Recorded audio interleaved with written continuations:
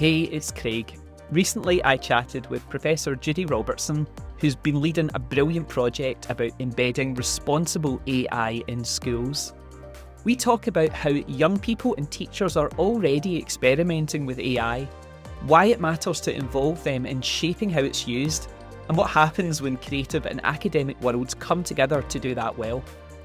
We love working with Judy and her team, and I hope you enjoyed the chat. So Judy, who are you and what is your project? I am Judy Robertson. I'm Professor of Digital Learning at the University of Edinburgh, and the project that I was working on was about embedding responsible AI in schools. Fantastic. So why did you want to work on a responsible AI project? I thought it was really important to find out what young people think about AI and how it's going to be used in schools and how it's used in schools now, because when we started the project, we knew that quite a lot of teachers were experimenting with it and that children were using it at home, some of them, but we didn't really know much about how that was working. And it seemed like an area where you really want to be careful and responsible about how we use technology.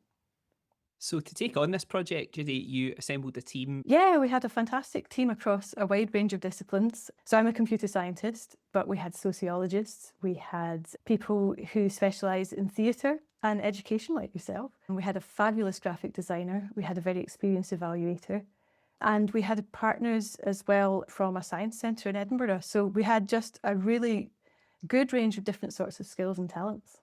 The kind of creative and the artistic angle to this helped us. It sort of gave us license to do non-academic things, which is really important for this sort of audience. Yeah, we'll talk about some of those perhaps non-academic things as part of the outcomes as well. But you started off the project by having 24 interviews with educational stakeholders. So what did you learn about the sort of policies about AI in Scottish education? Well, this was quite eye-opening because we realised there wasn't any policies at the time, and there were lots of people who thought there should be policies, but they were kind of looking around to see what other organisations' policies were going to be. And from that point of view, we realised, okay, there's lots of people that want to work together, so we ended up convening a group who did work together, and last week we just published a draft AI curriculum as a result of about a year of work on it. One of the most popular outputs, or one of the ones that really stood out to me, was a children's picture book called Exploring the AI Jungle. This was probably my favourite project that I worked on last year.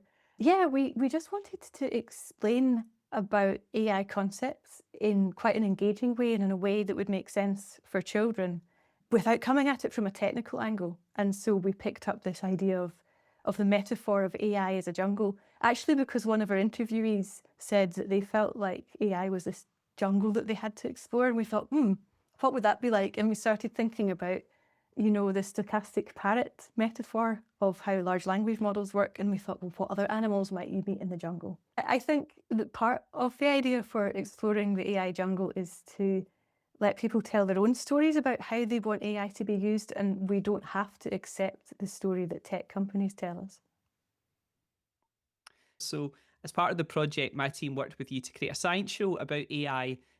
You were always up for that right from the very beginning. Definitely, yeah.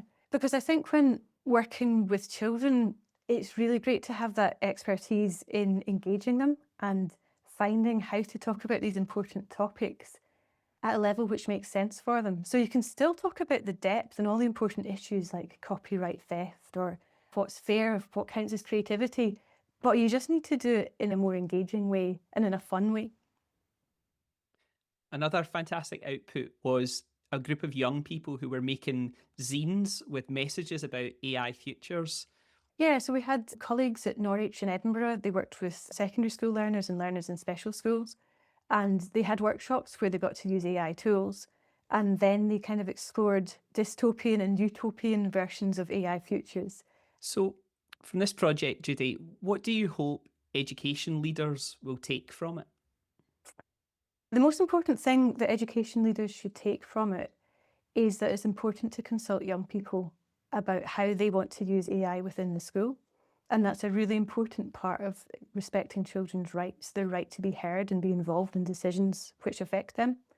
When we did that, we realised that they had a lot more subtle, nuanced and sophisticated opinions about issues like the value of learning and the value of effort the nature of creativity, issues about workers' rights and the environmental impact of AI, copyright issues. So people are interested, Judy. What can they do next?